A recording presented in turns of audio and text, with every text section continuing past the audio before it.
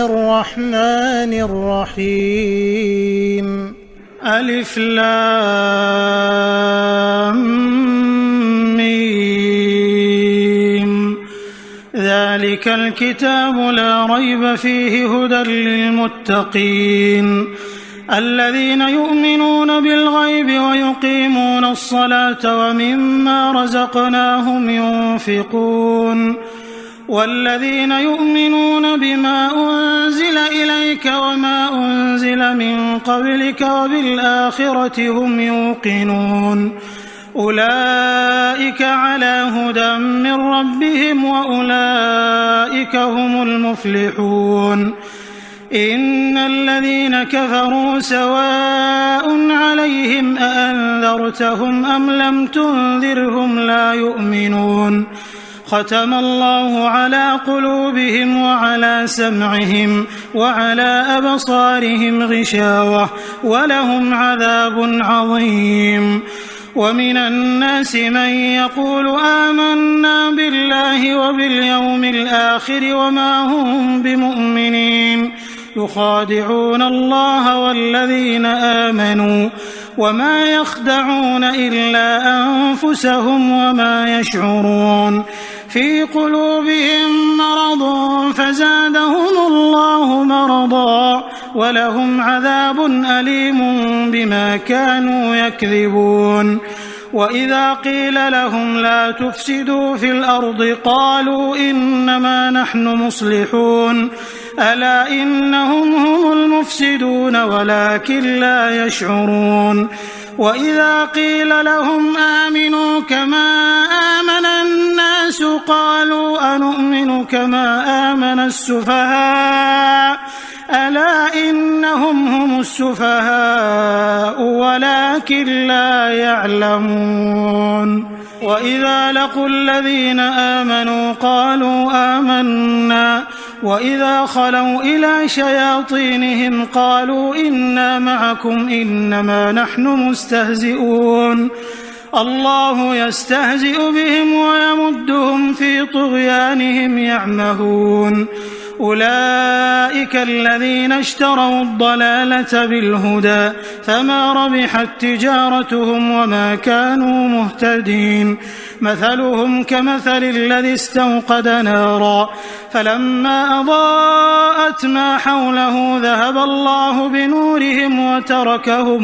وتركهم في ظلمات لا يبصرون صم بكم عمي فهم لا يرجعون أو كصيب من السماء فيه ظلمات ورعد وبرق يجعلون أصابعهم في آذانهم من الصواعق حذر الموت والله محيط بالكافرين يكاد البرق يخطف أبصارهم كلما أضاء لهم مشوا فيه وإذا أظلم عليهم قاموا ولو شاء الله لذهب بسمعهم وأبصارهم إن الله على كل شيء قدير يا أيها الناس اعبدوا ربكم الذي خلقكم والذين من قبلكم لعلكم تتقون الذي جعل لكم الأرض فراشا والسماء بناء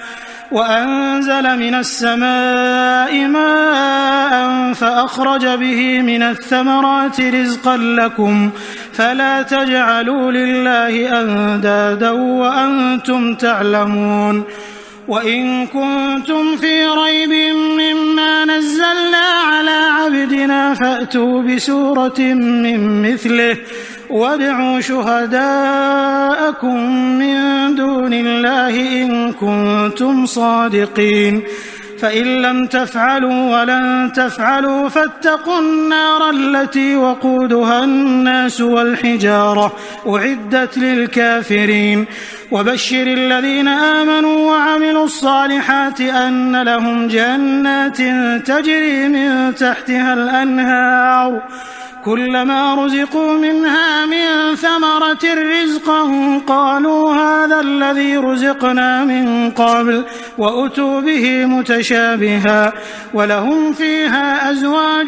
مطهرة وهم فيها خالدون إن الله لا يستحيي أن يضرب مثلا ما بعوضة فما فوقها فأما الذين آمنوا فيعلمون أنه الحق من ربهم وأما الذين كفروا فيقولون ماذا أراد الله بهذا مثلا يضل به كثيرا ويهدي به كثيرا وما يضل به إلا الفاسقين الذين ينقضون عهد الله من بعد ميثاقه ويقطعون ما أمر الله به أن يوصل ويفسدون في الأرض أولئك هم الخاسرون كيف تكفرون بالله وكنتم أمواتا فأحياكم ثم يميتكم ثم يحييكم ثم إليه ترجعون هو الذي خلق لكم ما في الأرض جميعا ثم استوى إلى السماء فسواهن 7 سماوات وهو بكل شيء عليم وإذ قال ربك للملائكة إني جاعل في الأرض خليفة قالوا أتجعل فيها من يفسد فيها ويسفك الدماء ونحن نسبح بحمدك ونقدس لك قال إني أعلم ما لا تعلمون وعلم آدم الأسماء كلها ثم عرضهم على الملائكة فقال أنبئوني بأسماء هؤلاء إن كنتم صادقين قالوا سبحانك لا علم لنا إلا ما علمتنا إنك أنت العليم الحكيم قال يا آدم أنبئهم بأسمائهم فلما أنبأهم بأسمائهم قال ألم أقل لكم إني أعلم غيب السماوات والأرض وأعلم ما تبدون وما كنتم تكتمون وإذ قلنا للملائكة اسجدوا لآدم فسجدوا إلا إبليس أبى واستكبر وكان من الكافرين وقلنا يا آدم اسكن أنت وزوجك الجنة وكلا منها رغدا حيث شئتما ولا تقربا هذه الشجرة فتكونا من الظالمين فأزلهما الشيطان عنها فأخرجهما مما كانا فيه وقلنا اهبطوا بعضكم لبعض عدو ولكم في الأرض مستقر ومتاع إلى حين فتلقى آدم من ربه كلمات فتاب عليه إنه هو التواب الرحيم قلنا اهبطوا منها جميعا فإما يأتينكم مني هدى فمن تبع هداي فلا خوف عليهم ولا هم يحزنون والذين كفروا وكذبوا بآياتنا أولئك أصحاب النار هم فيها خالدون يا بني إسرائيل اذكروا نعمتي التي أنعمت عليكم وأوفوا بعهدي أوف بعهدكم وإياي فارهبون وآمنوا بما أنزلت مصدقا لما معكم ولا تكونوا أول كافر به ولا تشتروا بآياتي ثمنا قليلا وإياي فاتقون ولا تلبسوا الحق بالباطل وتكتموا الحق وأنتم تعلمون وأقيموا الصلاة وآتوا الزكاة واركعوا مع الراكعين أتأمرون الناس بالبر وتنسون أنفسكم وأنتم تتلون الكتاب أفلا تعقلون واستعينوا بالصبر والصلاة وإنها لكبيرة إلا على الخاشعين الذين يظنون أنهم ملاقو ربهم وأنهم إليه راجعون يا بني إسرائيل اذكروا نعمتي التي أنعمت عليكم وأني فضلتكم على العالمين واتقوا يوما لا تجزي نفس عن نفس شيئا ولا يقبل منها شفاعة ولا يؤخذ منها عدل ولا هم ينصرون وإذ نجيناكم من آل فرعون يسومونكم سوء العذاب يذبحون أبناءكم ويستحيون نساءكم وفي ذلكم بلاء من ربكم عظيم وإذ فرقنا بكم البحر فأنجيناكم وأغرقنا آل فرعون وأنتم تنظرون وإذ واعدنا موسى 40 ليلة ثم اتخذتم العجل من بعده وأنتم ظالمون ثم عفونا عنكم من بعد ذلك لعلكم تشكرون وإذ آتينا موسى الكتاب والفرقان لعلكم تهتدون وإذ قال موسى لقومه يا قوم إنكم ظلمتم أنفسكم باتخاذكم العجل فتوبوا إلى بارئكم فاقتلوا أنفسكم ذلكم خير لكم عند بارئكم فتاب عليكم إنه هو التواب الرحيم وإذ قلتم يا موسى لن نؤمن لك حتى نرى الله جهرة فأخذتكم الصاعقة وأنتم تنظرون ثم بعثناكم من بعد موتكم لعلكم تشكرون وظللنا عليكم الغمام وأنزلنا عليكم المن والسلوى كلوا من طيبات ما رزقناكم وما ظلمونا ولكن كانوا أنفسهم يظلمون وإذ قلنا ادخلوا هذه القرية فكلوا منها حيث شئتم رغدا وادخلوا الباب سجدا وقولوا حطة نغفر لكم خطاياكم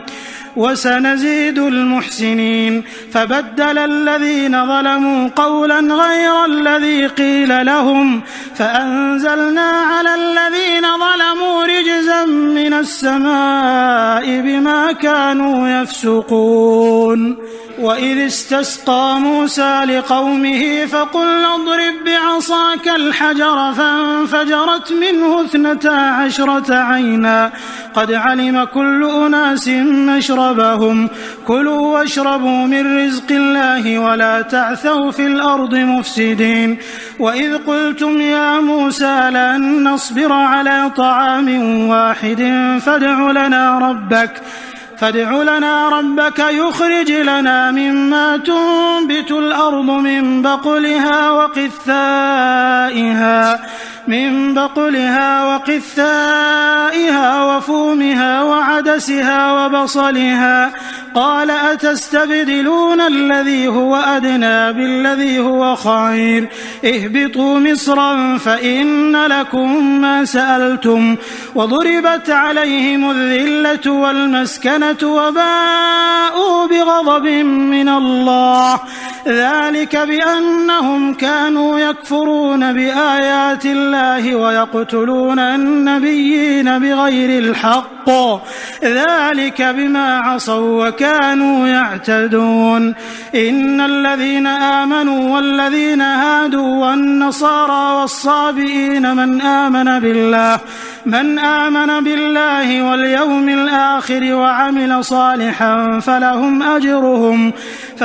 أجرهم عند ربهم ولا خوف عليهم ولا هم يحزنون وإذ أخذنا ميثاقكم ورفعنا فوقكم الطور خذوا ما آتيناكم بقوة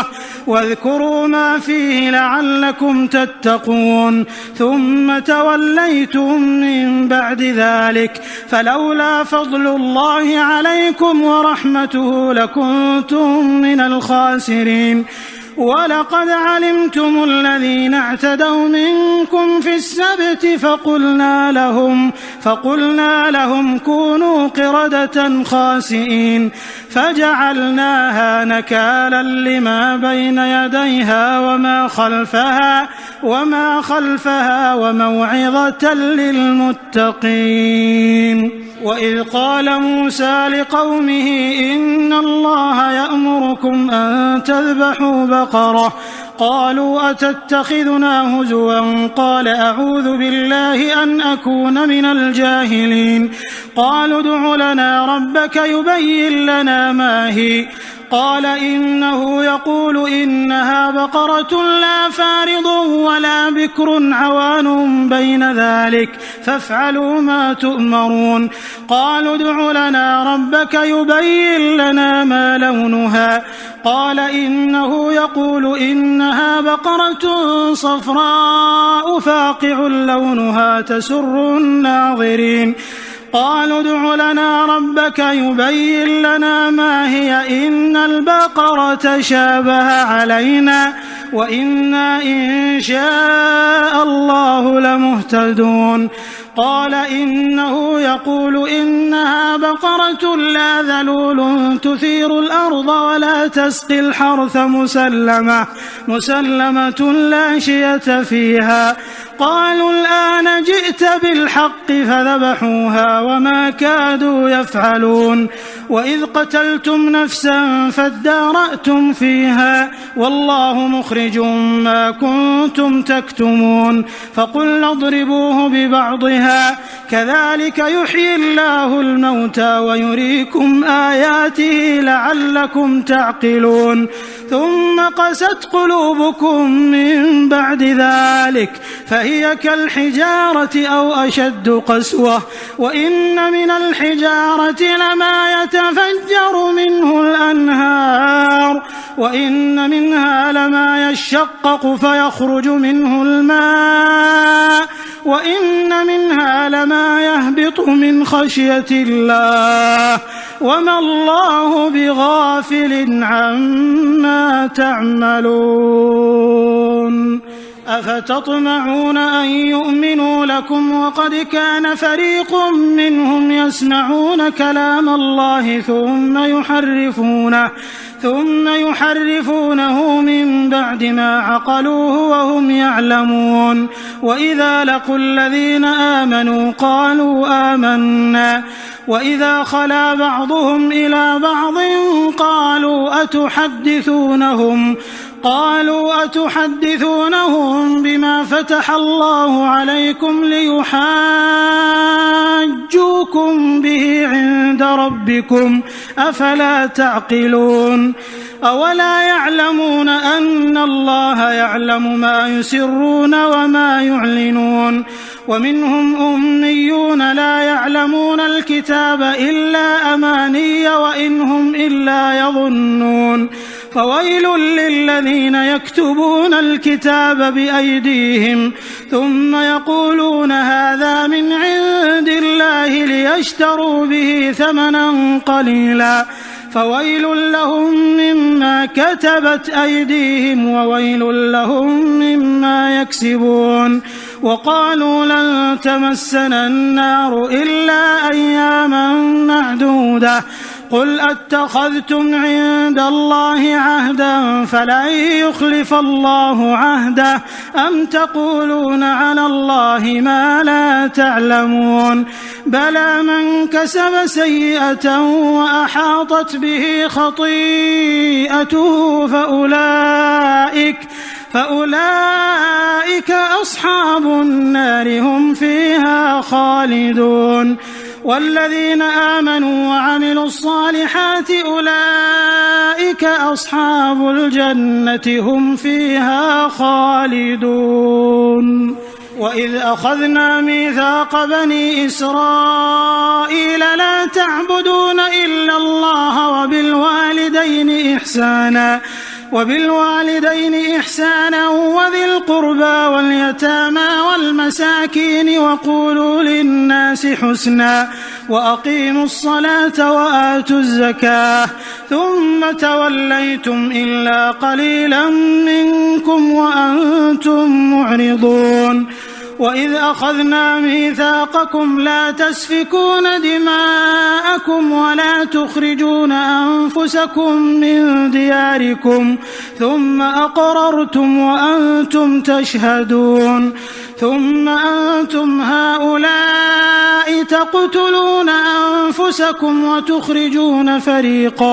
وتخرجون فريقا منكم من ديارهم تظاهرون عليهم بالإثم والعدوان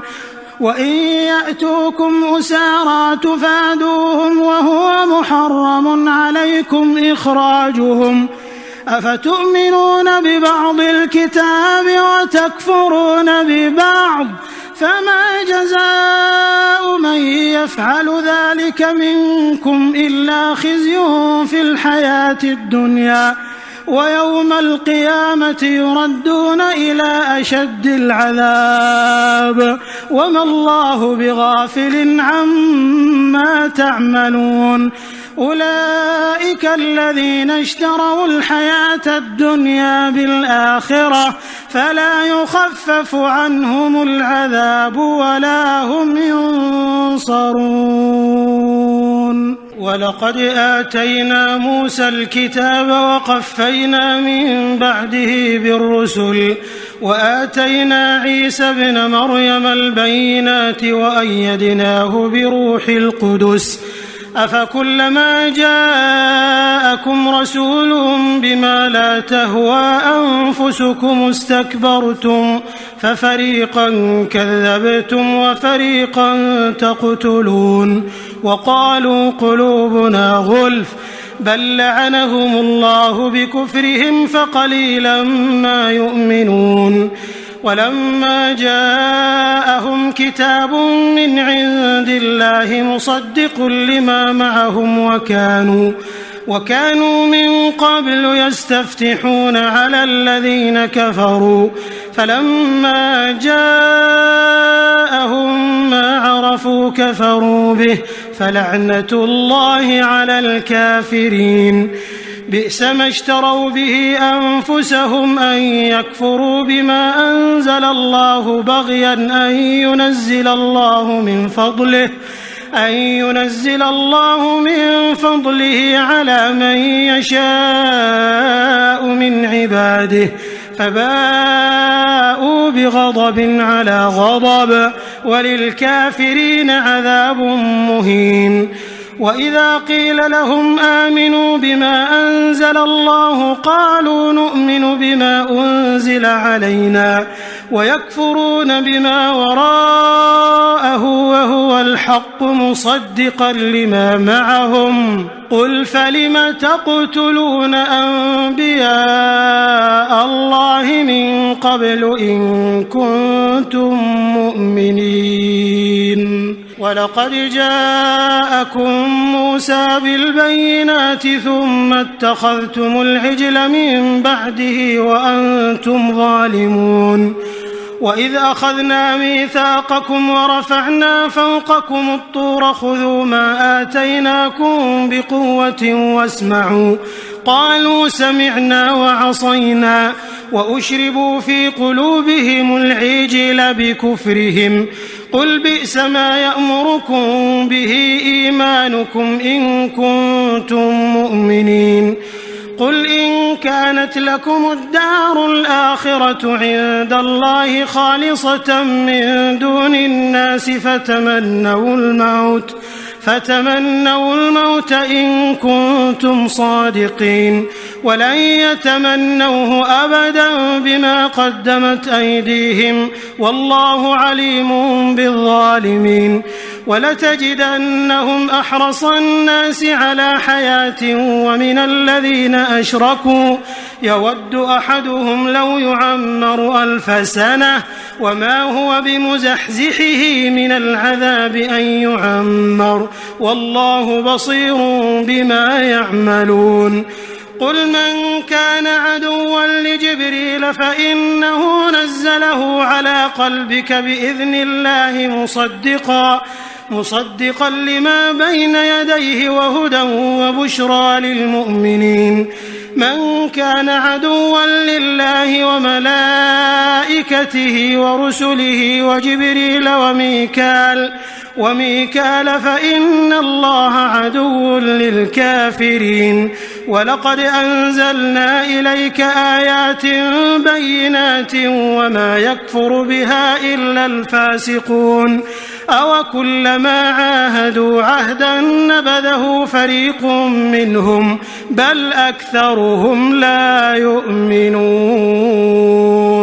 ولما جاءهم رسول من عند الله مصدق لما معهم نبذ فريق من الذين أوتوا الكتاب كتاب الله وراء ظهورهم كأنهم لا يعلمون. واتبعوا ما تتلو الشياطين على ملك سليمان وما كفر سليمان ولكن الشياطين كفروا يعلمون الناس السحر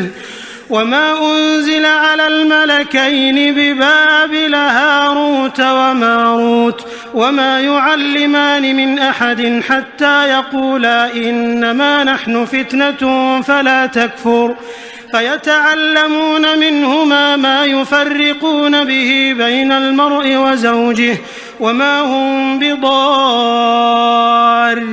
به من أحد إلا بإذن الله ويتعلمون ما يضرهم ولا ينفعهم ولقد علموا لمن اشتراه ما له في الآخرة من خلاق ولبئس ما شروا به أنفسهم لو كانوا يعلمون. ولو أنهم آمنوا واتقوا لمثوبة من عند الله خير لو كانوا يعلمون. يا أيها الذين آمنوا لا تقولوا راعنا وقولوا انظرنا واسمعوا وللكافرين عذاب أليم. ما يود الذين كفروا من أهل الكتاب ولا المشركين أن ينزل عليكم من خير من ربكم والله يختص برحمته من يشاء والله ذو الفضل العظيم.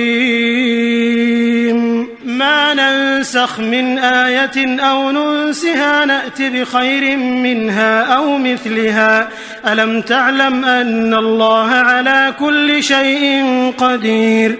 ألم تعلم أن الله له ملك السماوات والأرض وما لكم من دون الله من ولي ولا نصير.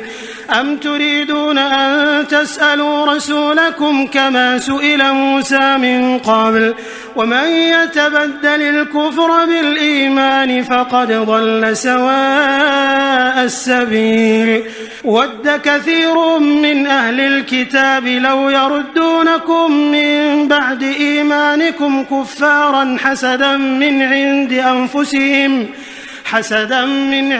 أنفسهم من بعد ما تبين لهم الحق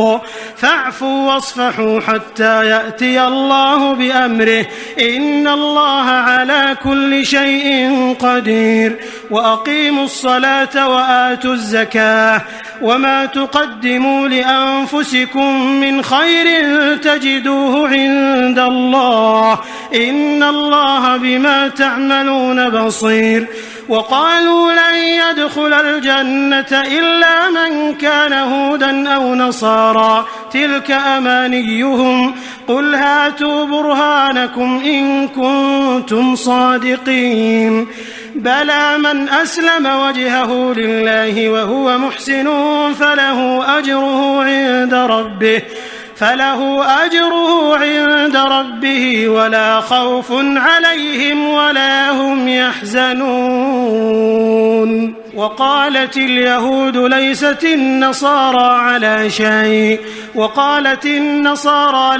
اليهود على شيء وهم يتلون الكتاب كذلك قال الذين لا يعلمون مثل قولهم فالله يحكم بينهم يوم القيامة فيما كانوا فيه يختلفون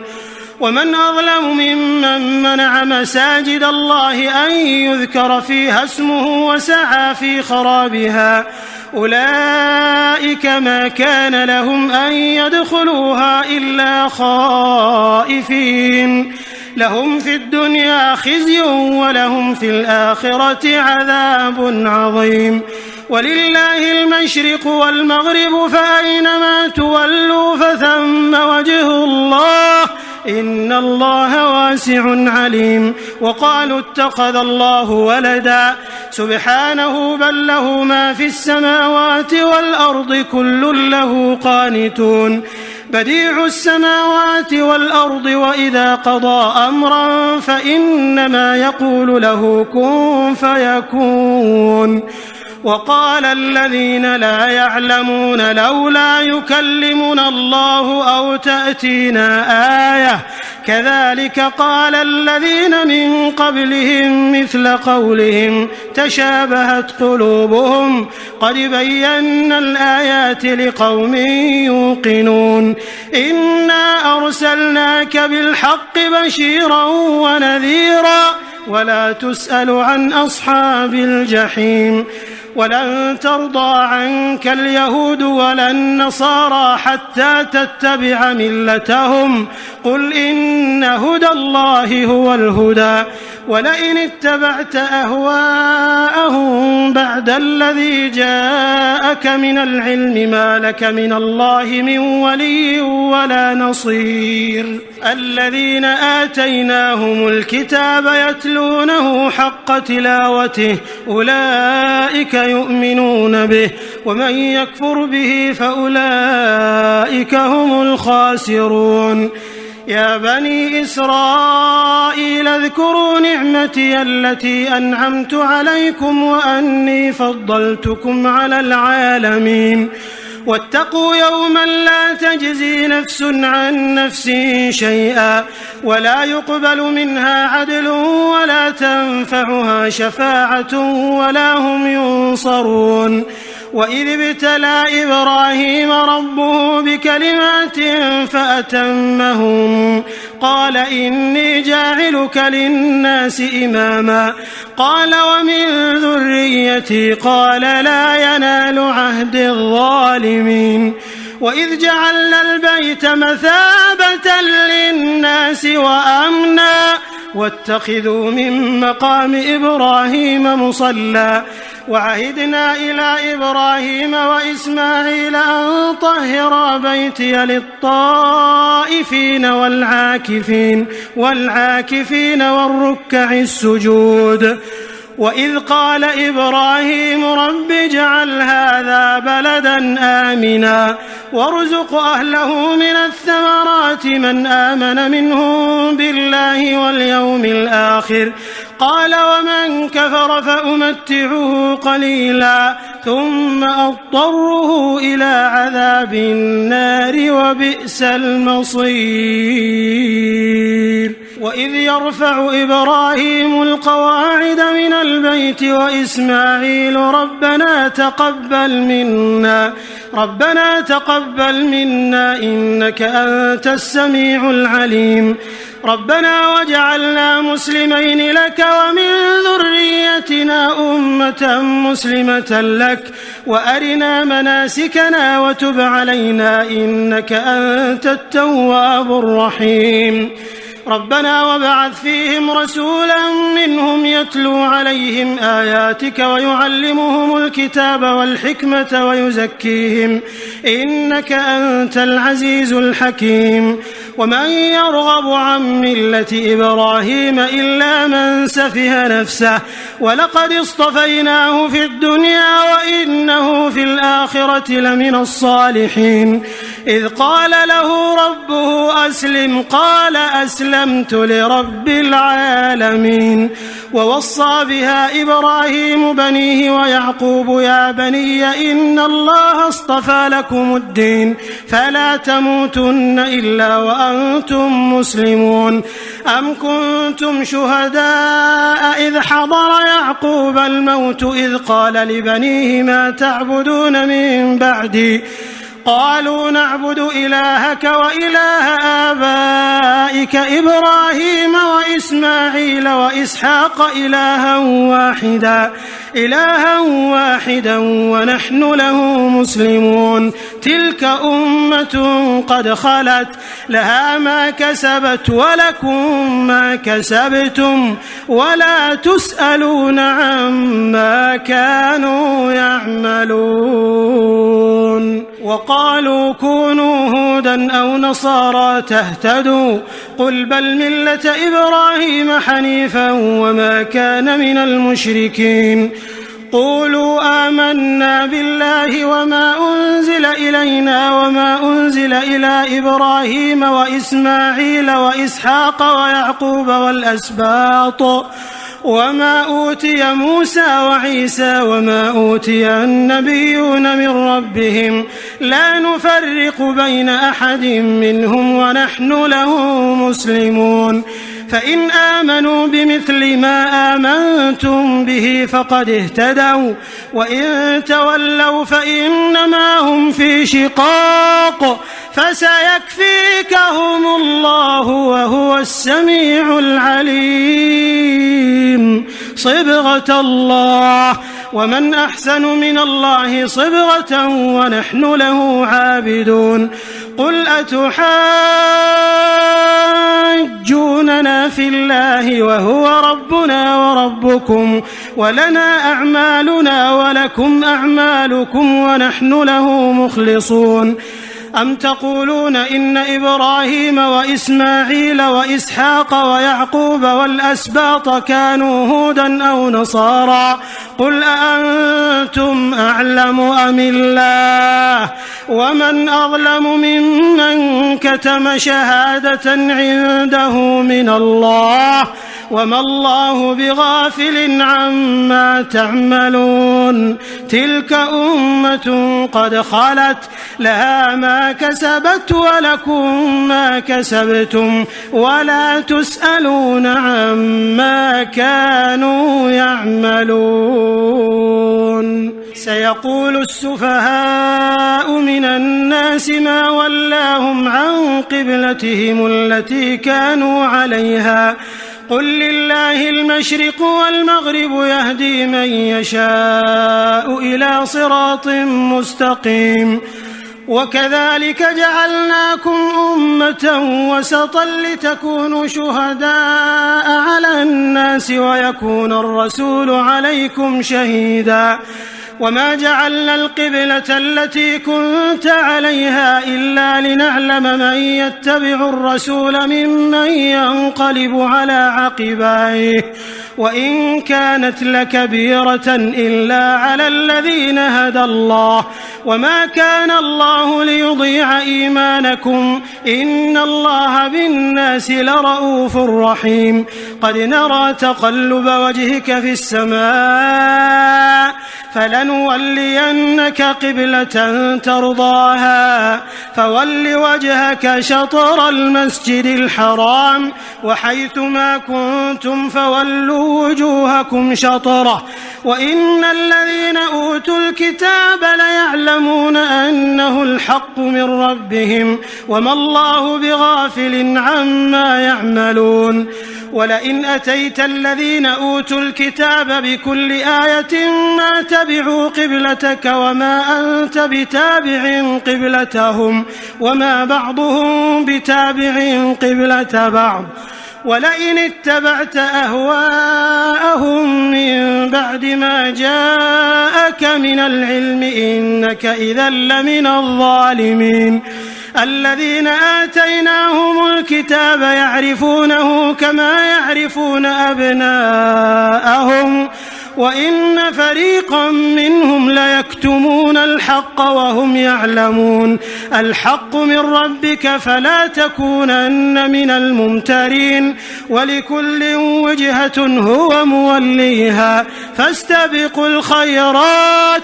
أينما تكونوا يأت بكم الله جميعا إن الله على كل شيء قدير ومن حيث خرجت فول وجهك شطر المسجد الحرام وإنه للحق من ربك وما الله بغافل عما تعملون ومن حيث خرجت فول وجهك شطر المسجد الحرام وحيث ما كنتم فولوا وجوهكم شطره لئلا يكون للناس عليكم حجة إلا الذين ظلموا منهم فلا تخشوهم واخشوني ولأتم نعمتي عليكم ولعلكم تهتدون كما أرسلنا فيكم رسولا منكم يتلو عليكم آياتنا ويزكيكم ويعلمكم الكتاب والحكمة ويعلمكم ما لم تكونوا تعلمون فاذكروني أذكركم واشكروا لي ولا تكفرون يا أيها الذين آمنوا استعينوا بالصبر والصلاة إن الله مع الصابرين ولا تقولوا لمن يقتل في سبيل الله أموات بل أحياء ولكن لا تشعرون ولنبلونكم بشيء من الخوف والجوع ونقص من الأموال والأنفس والثمرات وبشر الصابرين الذين إذا أصابتهم مصيبة قالوا إنا لله وإنا إليه راجعون أولئك عليهم صلوات من ربهم ورحمة وأولئك هم المهتدون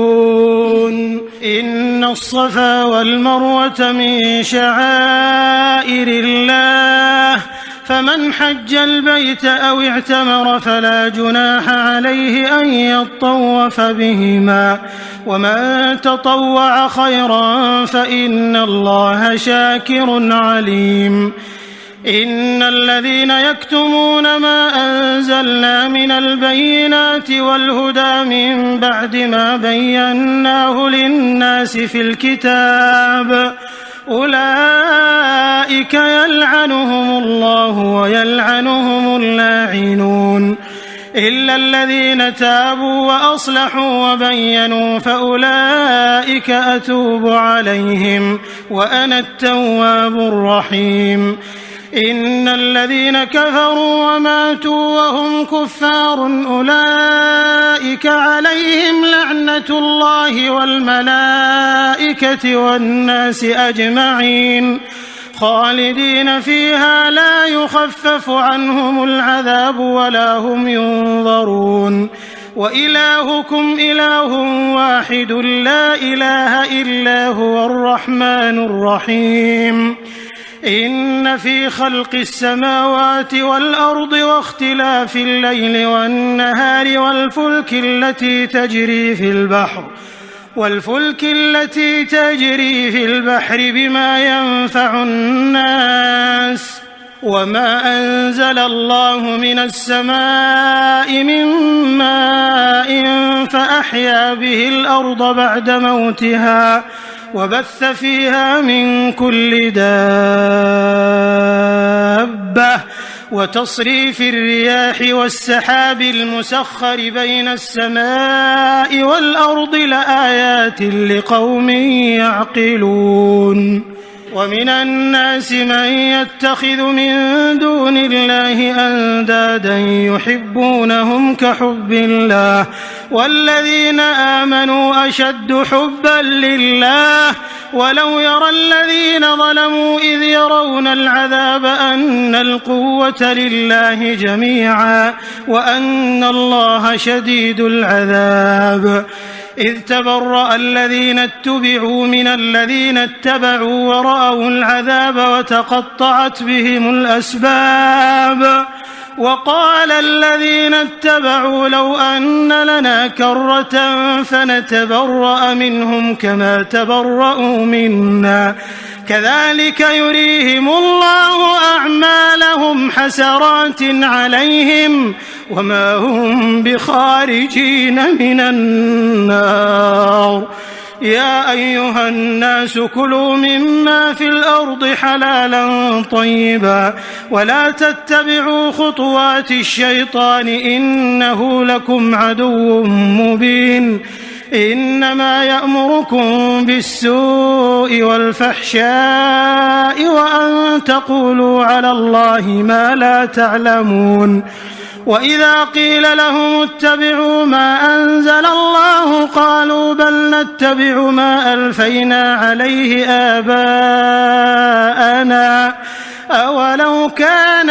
آباؤهم لا يعقلون شيئا ولا يهتدون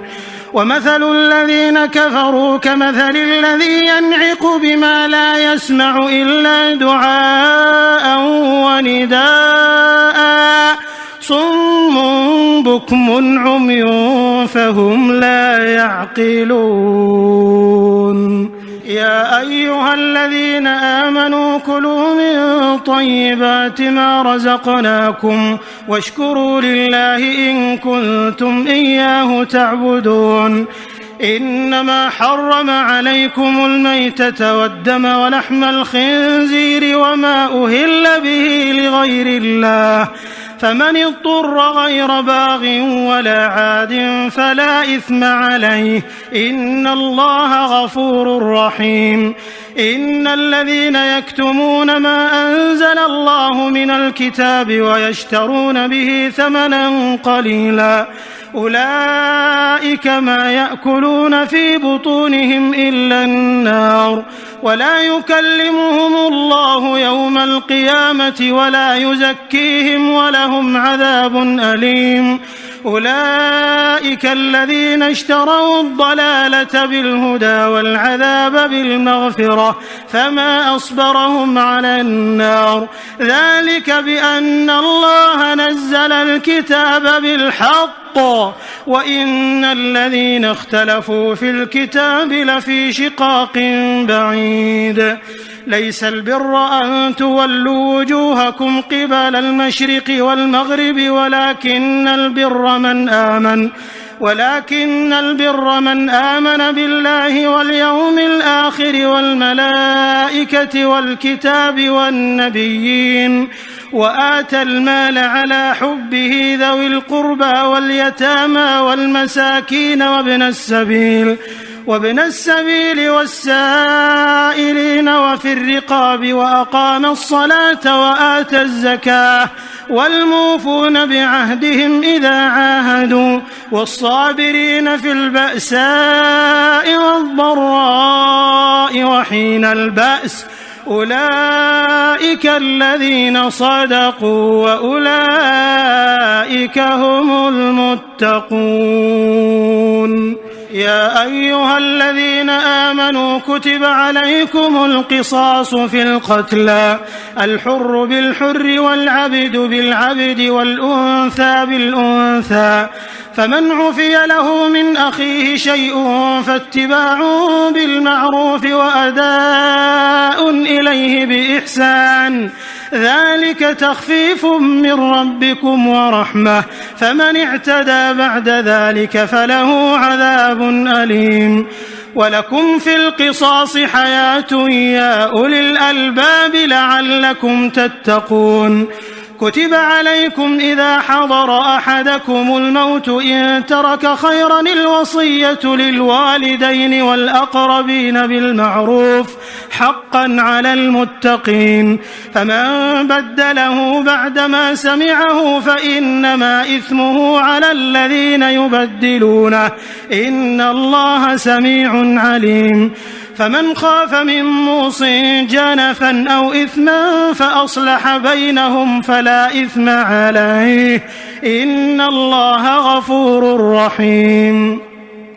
يا أيها الذين آمنوا كتب عليكم الصيام كما كتب على الذين من قبلكم لعلكم تتقون أياما معدودات فمن كان منكم مريضا أو على سفر فعدة من أيام أخر وعلى الذين يطيقونه فدية طعام مسكين فمن تطوع خيرا فهو خير له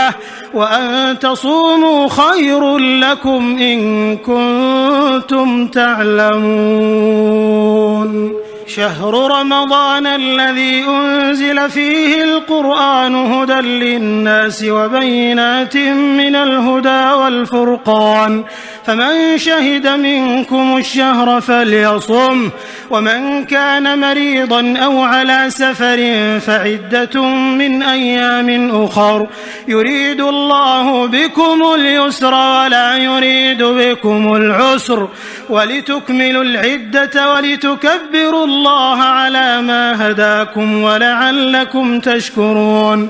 وإذا سألك عبادي عني فإني قريب أجيب دعوة الداع إذا دعان فليستجيبوا لي وليؤمنوا بي لعلهم يرشدون أحل لكم ليلة الصيام الرفث إلى نسائكم هن لباس لكم وأنتم لباس لهن علم الله أنكم كنتم تختانون أنفسكم فتاب عليكم وعفى عنكم فالآن باشروهن وابتغوا ما كتب الله لكم وكلوا واشربوا حتى يتبين لكم الخيط الأبيض من الخيط الأسود من الفجر ثم أتموا الصيام إلى الليل ولا تباشروهن وأنتم عاكفون في المساجد تلك حدود الله فلا تقربوها كذلك يبين الله آياته للناس لعلهم يتقون ولا تأكلوا أموالكم بينكم بالباطل وتدلوا بها إلى الحكام لتأكلوا فريقا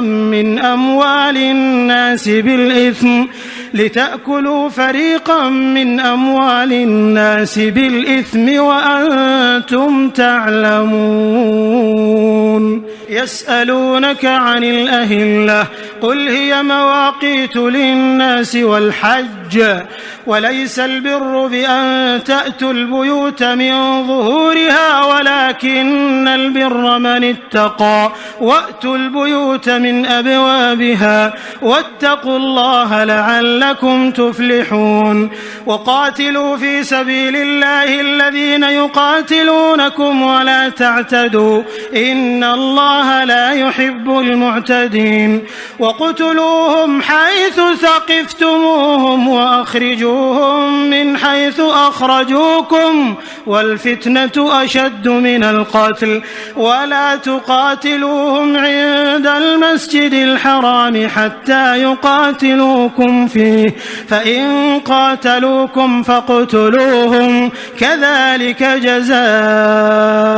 الكافرين فإن انتهوا فإن الله غفور رحيم وقاتلوهم حتى لا تكون فتنة ويكون الدين لله فإن انتهوا فلا عدوان إلا على الظالمين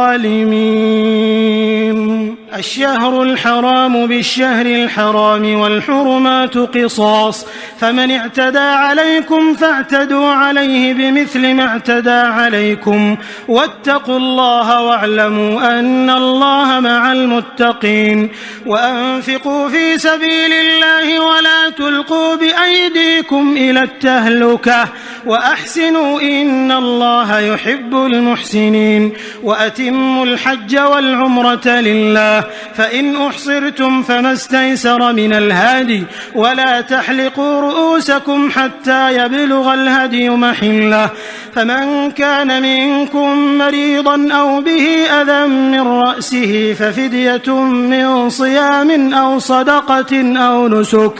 فإذا أمنتم فمن تمتع بالعمرة إلى الحج فما استيسر من الهدي فمن لم يجد فصيام 3 أيام في الحج و7 إذا رجعتم تلك 10 كاملة ذلك لمن لم يكن أهله حاضر المسجد الحرام واتقوا الله واعلموا أن الله شديد العقاب الحج أشهر معلومات فمن فرض فيهن الحج فلا رفث ولا فسوق ولا جدال في الحج وما تفعلوا من خير يعلمه الله وتزودوا فإن خير الزاد التقوى واتقون يا أولي الألباب ليس عليكم جناح أن تبتغوا فضلا من ربكم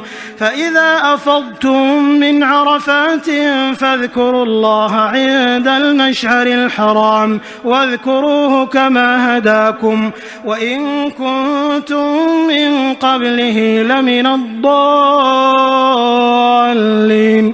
ثم أفيضوا من حيث أفاض الناس واستغفروا الله إن الله غفور رحيم فإذا قضيتم مناسككم فاذكروا الله كذكركم آباءكم أو أشد ذكرا فمن الناس من يقول ربنا آتنا في الدنيا وما له في الآخرة من خلاق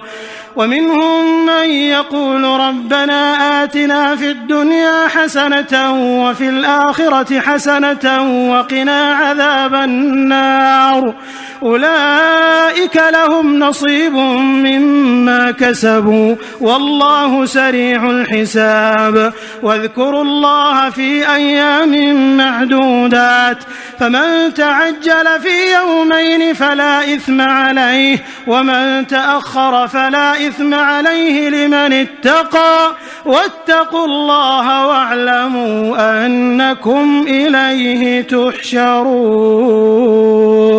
ومن الناس من يعجبك قوله في الحياة الدنيا ويشهد الله على ما في قلبه وهو ألد الخصام وإذا تولى سعى في الأرض ليفسد فيها ويهلك الحرث والنسل والله لا يحب الفساد وإذا قيل له اتق الله أخذته العزة بالإثم فحسبه جهنم ولبئس المهاد ومن الناس من يشري نفسه ابتغاء مرضات الله والله رؤوف بالعباد يا أيها الذين آمنوا ادخلوا في السلم كافة ولا تتبعوا خطوات الشيطان إنه لكم عدو مبين فإن زللتم من بعد ما جاءتكم البينات فاعلموا أن الله عزيز حكيم هل ينظرون إلا أن يأتيهم الله في ظلل من الغمام والملائكة وقضي الأمر وإلى الله ترجع الأمور سل بني إسرائيل كم آتيناهم من آية بينة ومن يبدل نعمة الله من بعد ما جاءته فإن الله شديد العقاب زين للذين كفروا الحياة الدنيا ويسخرون من الذين آمنوا والذين اتقوا فوقهم يوم القيامة والله يرزق من يشاء بغير حساب. كان الناس أمة واحدة فبعث الله النبيين مبشرين ومنذرين وأنزل معهم الكتاب بالحق ليحكم بين الناس فيما اختلفوا فيه وما اختلف فيه إلا الذين أوتوه من بعد ما جاءتهم البينات بغيا بينهم فهدى الله الذين آمنوا لما اختلفوا فيه من الحق بإذنه والله يهدي من يشاء إلى صراط مستقيم. أم حسبتم أن تدخلوا الجنة ولما يأتكم مثل الذين خلوا من قبلكم مستهم البأساء والضراء وزلزلوا حتى يقول الرسول والذين آمنوا معه متى نصر الله ألا إن نصر الله قريب. يسألونك ماذا ينفقون قل ما أنفقتم من خير فللوالدين والأقربين واليتامى والمساكين وابن السبيل وما تفعلوا من خير فإن الله به عليم. كتب عليكم القتال وهو كره لكم وعسى أن تكرهوا شيئا وهو خير لكم وعسى أن تحبوا شيئا وهو شر لكم والله يعلم وأنتم لا تعلمون. يسألونك عن الشهر الحرام قتال فيه قل قتال فيه كبير وصد عن سبيل الله وكفر به والمسجد الحرام وإخراج أهله منه أكبر عند الله والفتنة أكبر من القتل ولا يزالون يقاتلونكم حتى يردوكم عن دينكم إن استطاعوا ومن يرتدد منكم عن دينه فيمت وهو كافر فأولئك حبطت أعمالهم في الدنيا والآخرة وأولئك أصحاب النار هم فيها خالدون.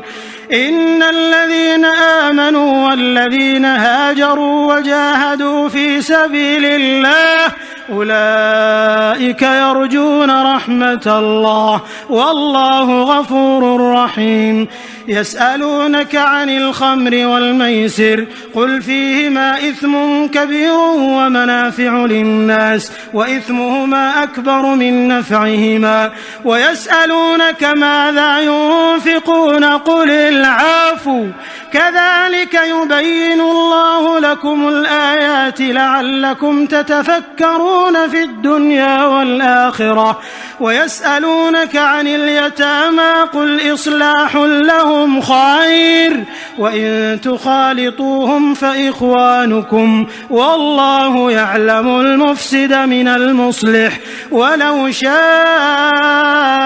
الله لأعنتكم إن الله عزيز حكيم. ولا تنكحوا المشركات حتى يؤمنوا ولأمة مؤمنة خير من مشركة ولو أعجبتكم ولا تنكحوا المشركين حتى يؤمنوا ولعبد مؤمن خير من مشرك ولو أعجبكم أولئك يدعون إلى النار والله يدعو إلى الجنة والمغفرة بإذنه ويبين آياته للناس لعلهم يتذكرون. ويسألونك عن المحيض قل هو أذى فاعتزلوا النساء في المحيض ولا تقربوهن حتى يطهرن فإذا تطهرن فأتوهن من حيث أمركم الله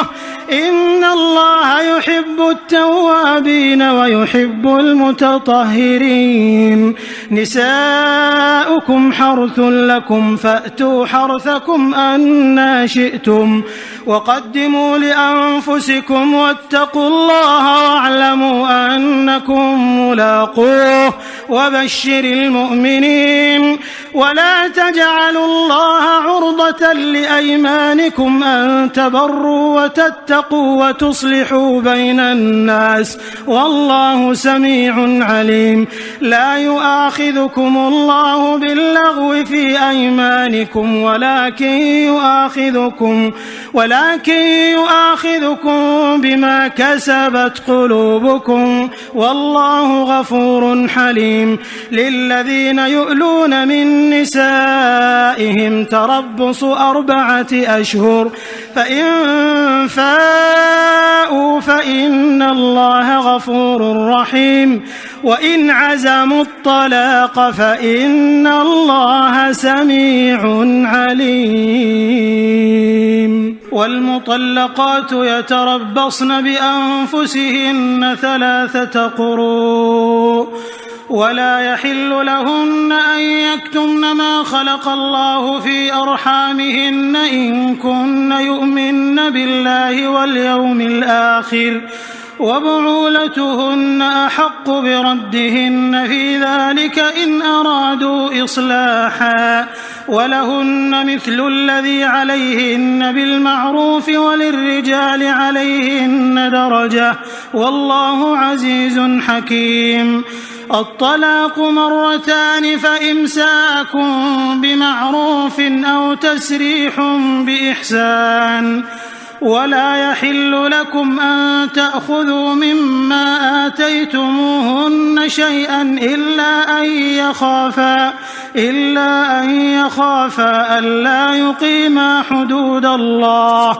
فإن خفتم ألا يقيما حدود الله فلا جناح عليهما فيما افتدت به. تلك حدود الله فلا تعتدوها ومن يتعد حدود الله فأولئك هم الظالمون. فإن طلقها فلا تحل له من بعد حتى تنكح زوجا غيره. فإن طلقها فلا جناح عليهما أن يتراجعا إن ظنا أن يقيما حدود الله وتلك حدود الله يبينها لقوم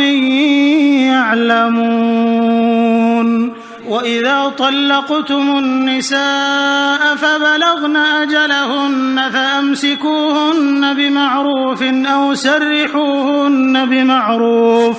ولا تمسكوهن ضرارا لتعتدوا ومن يفعل ذلك فقد ظلم نفسه. ولا تتخذوا آيات الله هزوا واذكروا نعمة الله عليكم وما أنزل عليكم من الكتاب والحكمة يعظكم به واتقوا الله واعلموا أن الله بكل شيء عليم. وإذا طلقتم النساء فبلغن أجلهن فلا تعضلوهن أن ينكحن أزواجهن إذا تراضوا بينهم بالمعروف. ذلك يوعظ به من كان منكم يؤمن بالله واليوم الآخر ذلكم أزكى لكم وأطهر والله يعلم وأنتم لا تعلمون. والوالدات يرضعن أولادهن حولين كاملين لمن أراد أن يتم الرضاعة وعلى المولود له رزقهن وكسوتهن بالمعروف لا تكلف نفس إلا وسعها. لا تضار والدة بولدها ولا مولود له بولده وعلى الوارث مثل ذلك. فإن أرادا فصالا عن تراض منهما وتشاور فلا جناح عليهما وإن أردتم أن تسترضعوا أولادكم فلا جناح عليكم إذا سلمتم ما آتيتم بالمعروف واتقوا الله واعلموا أن الله بما تعملون بصير. والذين يتوفون منكم ويذرون أزواجا يتربصن بأنفسهن 4 أشهر و10 فإذا بلغن أجلهن فلا جناح عليكم فيما فعلن في أنفسهن بالمعروف والله بما تعملون خبير. ولا جناح عليكم فيما عرضتم به من خطبة النساء أو أكننتم في أنفسكم علم الله أنكم ستذكرونهن ولكن لا تواعدوهن سرا إلا أن تقولوا قولا معروفا ولا تعزموا عقدة النكاح حتى يبلغ الكتاب أجله واعلموا أن الله يعلم ما في أنفسكم فاحذروه واعلموا أن الله غفور حليم. لا جناح عليكم إن طلقتم النساء ما لم تمسوهن أو تفرضوا لهن فريضة ومتعوهن على الموسع قدره وعلى المقتر قدره متاعا بالمعروف حقا على المحسنين. وإن طلقتموهن من قبل أن تمسوهن وقد فرضتم لهن فريضة فنصف ما فرضتم إلا أن يعفون أو يعفو الذي بيده عقدة النكاح وأن تعفوا أقرب للتقوى ولا تنسوا الفضل بينكم إن الله بما تعملون بصير. حافظوا على الصلوات والصلاة الوسطى وقوموا لله قانتين فإن خفتم فرجالا أو ركبانا فإذا أمنتم فاذكروا الله كما علمكم ما لم تكونوا تعلمون. والذين يتوفون منكم ويذرون أزواجا وصية لأزواجهم متاعا إلى الحول غير إخراج فإن خرجن فلا جناح عليكم فيما فعلن في أنفسهن من معروف والله عزيز حكيم. وللمطلقات متاع بالمعروف حقا على المتقين كذلك يبين الله لكم آياته لعلكم تعقلون. ألم تر إلى الذين خرجوا من ديارهم وهم ألوف حذر الموت فقال لهم الله موتوا ثم أحياهم إن الله لذو فضل على الناس ولكن أكثر الناس لا يشكرون. وقاتلوا في سبيل الله واعلموا أن الله سميع عليم. من ذا الذي يقرض الله قرضا حسنا فيضاعفه له أضعافا كثيرة والله يقبض ويبسط وإليه ترجعون. ألم تر إلى الملأ من بني إسرائيل من بعد موسى إذ قالوا لنبي له مبعث لنا ملكا نقاتل في سبيل الله قال هل عسيتم إن كتب عليكم القتال ألا تقاتلوا قالوا وما لنا ألا نقاتل في سبيل الله وقد أخرجنا من ديارنا وأبنائنا فلما كتب عليهم القتال تولوا إلا قليلا منهم والله عليم بالظالمين. وقال لهم نبيهم إن الله قد بعث لكم طالوت ملكا قالوا أنى يكون له الملك علينا ونحن أحق بالملك منه ولم يؤت سعة من المال قال إن الله اصطفاه عليكم وزاده بسطة في العلم والجسم والله يؤتي ملكه من يشاء والله واسع عليم. وقال لهم نبيهم إن آية ملكه أن يأتيكم التابوت فيه سكينة من ربكم وبقية مما ترك آل موسى وآل هارون تحمله الملائكة إن في ذلك لآية لكم إن كنتم مؤمنين. فلما فصل طالوت بالجنود قال إن الله مبتليكم بنهر فمن شرب منه فليس مني ومن لم يطعمه فإنه مني إلا من اغترف غرفة بيده فشربوا منه إلا قليلا منهم. فلما جاوزه هو والذين آمنوا معه قالوا لا طاقة لنا اليوم بجالوت وجنوده. قال الذين يظنون أنهم ملاقو الله كم من فئة قليلة غلبت فئة كثيرة بإذن الله والله مع الصابرين. ولما برزوا لجالوت وجنوده قالوا ربنا أفرغ علينا صبرا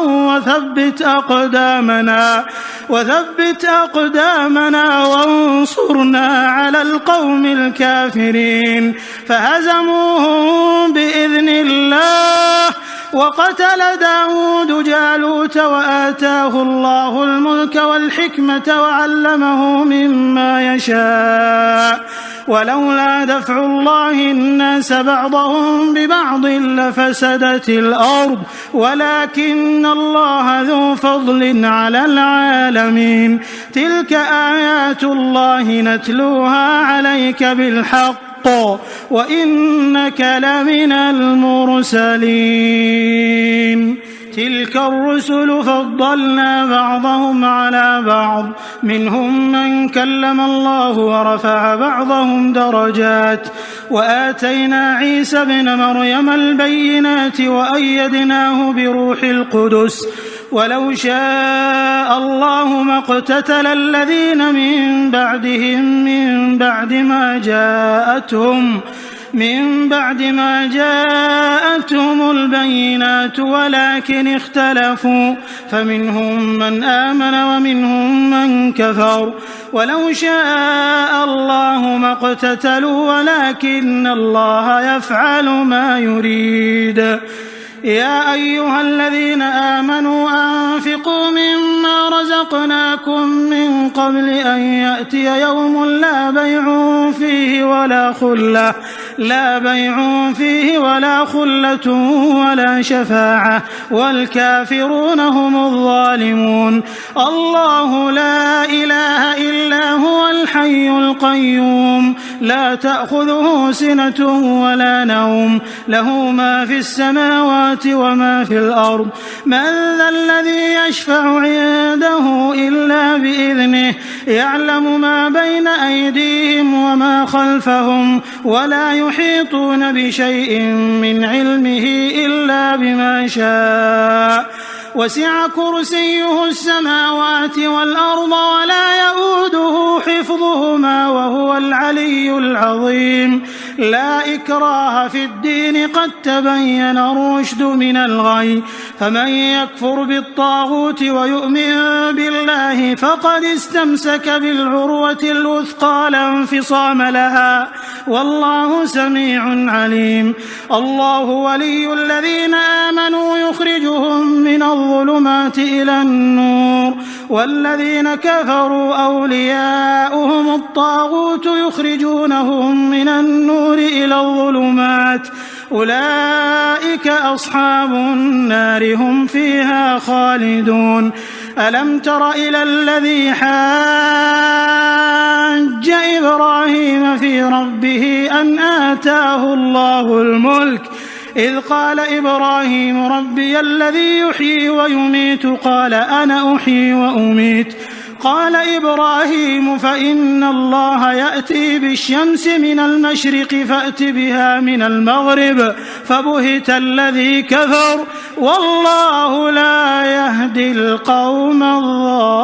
الظالمين. أو كالذي مر على قرية وهي خاوية على عروشها قال أنى يحيي هذه الله بعد موتها فأماته الله 100 عام ثم بعثه قال كم لبثت قال لبثت يوما أو بعض يوم قال بل لبثت 100 عام فانظر إلى طعامك وشرابك لم يتسنه وانظر إلى حمارك ولنجعلك آية للناس وانظر إلى العظام كيف ننشزها ثم نكسوها لحما فلما تبين له قال أعلم أن الله على كل شيء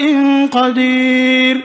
وإذ قال إبراهيم رب أرني كيف تحيي الموتى قال أولم تؤمن قال بلى ولكن ليطمئن قلبي قال فخذ 4 من الطير فصرهن إليك ثم اجعل على كل جبل منهن جزءا ثم ادعهن يأتينك سعيا واعلم أن الله عزيز حكيم. مثل الذين ينفقون أموالهم في سبيل الله كمثل حبة أنبتت 7 سنابل في كل سنبلة 100 حبة والله يضاعف لمن يشاء والله واسع عليم. الذين ينفقون أموالهم في سبيل الله ثم لا يتبعون ما أنفقوا منا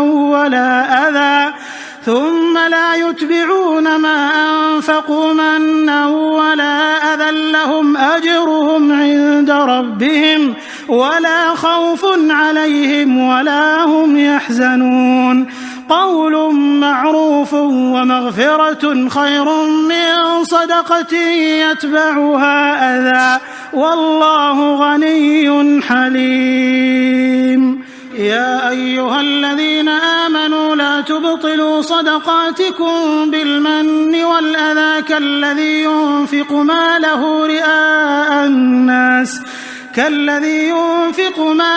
رئاء الناس ولا يؤمن بالله واليوم الآخر فمثله كمثل صفوان عليه تراب فأصابه وابل فتركه صلدا لا يقدرون على شيء مما كسبوا والله لا يهدي القوم الكافرين. ومثل الذين ينفقون أموالهم ابتغاء مرضات الله وتثبيتا من أنفسهم كمثل جنة بربوة أصابها وابل فآتت أكلها ضعفين فإن لم يصبها وابل فطل والله بما تعملون بصير. أيود أحدكم أن تكون له جنة من نخيل وأعناب تجري من تحتها الأنهار له فيها من كل الثمرات وأصابه الكبر وله ذرية ضعفاء فأصابها إعصار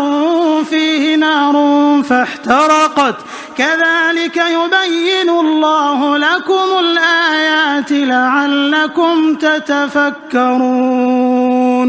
يا أيها الذين آمنوا أنفقوا من طيبات ما كسبتم ومما أخرجنا لكم من الأرض ولا تيمموا الخبيث منه تنفقون ولستم بآخذيه إلا أن تغمضوا فيه واعلموا أن الله غني حميد. الشيطان يعدكم الفقر ويأمركم بالفحشاء والله يعدكم مغفرة منه وفضلا والله واسع عليم يؤتي الحكمة من يشاء ومن يؤت الحكمة فقد أوتي خيرا كثيرا وما يذكر إلا أولو الألباب وما أنفقتم من نفقة أو نذرتم من نذر فإن الله يعلمه وما للظالمين من أنصار إن تبدوا الصدقات فنعما هي وإن تخفوها وتؤتوها الفقراء فهو خير لكم ويكفر عنكم من سيئاتكم والله بما تعملون خبير ليس عليك هداهم ولكن الله يهدي من يشاء وما تنفقوا من خير فلأنفسكم وما تنفقون إلا ابتغاء وجه الله وما تنفقوا من خير يوفى إليكم وأنتم لا تظلمون للفقراء الذين أحصروا في سبيل الله لا يستطيعون ضربا في الأرض يحسبهم الجاهل أغنياء من التعفف تعرفهم بسيماهم لا يسألون الناس إلحافا وما تنفقوا من خير فإن الله به عليم الذين ينفقون أموالهم بالليل والنهار سرا وعلانية فلهم أجرهم عند ربهم ولا خوف عليهم ولا هم يحزنون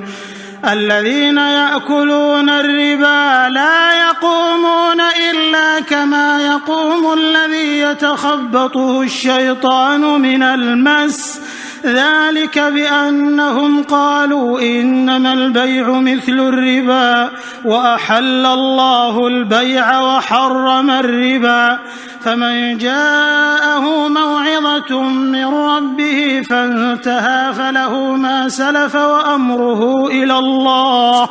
ومن عاد فأولئك أصحاب النار هم فيها خالدون يمحق الله الربا ويربي الصدقات والله لا يحب كل كفار أثيم إن الذين آمنوا وعملوا الصالحات وأقاموا الصلاة وآتوا الزكاة لهم أجرهم عند ربهم ولا خوف عليهم ولا هم يحزنون يا أيها الذين آمنوا اتقوا الله وذروا ما بقي من الربا إن كنتم مؤمنين فإن لم تفعلوا فأذنوا بحرب من الله ورسوله وإن تبتم فلكم رؤوس أموالكم لا تظلمون ولا تظلمون وإن كان ذو عسرة فنظرة إلى ميسرة وأن تصدقوا خير لكم إن كنتم تعلمون واتقوا يوما ترجعون فيه إلى الله ثم توفى كل نفس ما كسبت وهم لا يظلمون يا أيها الذين آمنوا إذا تداينتم بدين إلى أجل مسمى فاكتبوه وليكتب بينكم كاتب بالعدل ولا يأب كاتب أن يكتب كما علمه الله فليكتب وليملل الذي عليه الحق وليتق الله ربه ولا يبخس منه شيئا فإن كان الذي عليه الحق سفيها أو ضعيفا أو لا يستطيع أن يمل هو فليملل وليه بالعدل واستشهدوا شهيدين من رجالكم فإن لم يكونا رجلين فرجل وامرأتان ممن ترضون من الشهداء أن تضل إحداهما فتذكر إحداهما الأخرى ولا يأبى الشهداء إذا ما دعوا ولا تسأموا أن تكتبوه صغيرا أو كبيرا إلى أجله ذلكم أقسط عند الله وأقوم للشهادة وأدنى ألا ترتابوا إلا أن تكون تجارة حاضرة تديرونها بينكم فليس عليكم جناح ألا تكتبوها وأشهدوا إذا تبايعتم ولا يضار كاتب ولا شهيد وإن تفعلوا فإنه فسوق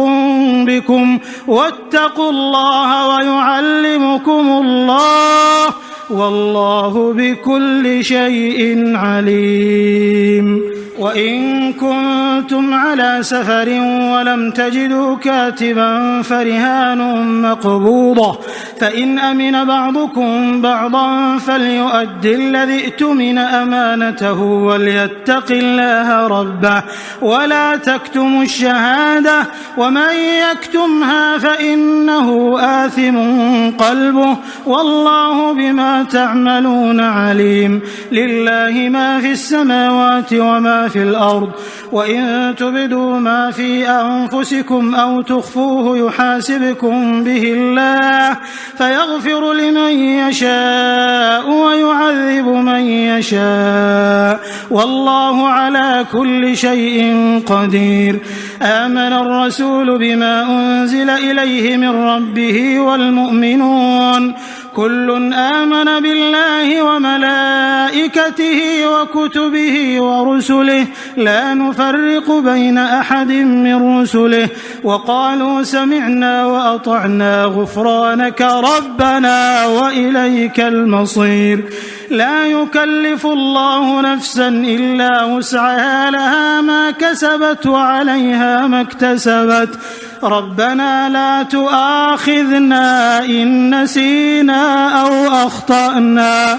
ربنا ولا تحمل علينا إصرا كما حملته على الذين من قبلنا ربنا ولا تحملنا ما لا طاقة لنا به واعف عنا واغفر لنا وارحمنا أنت مولانا فانصرنا على القوم الكافرين.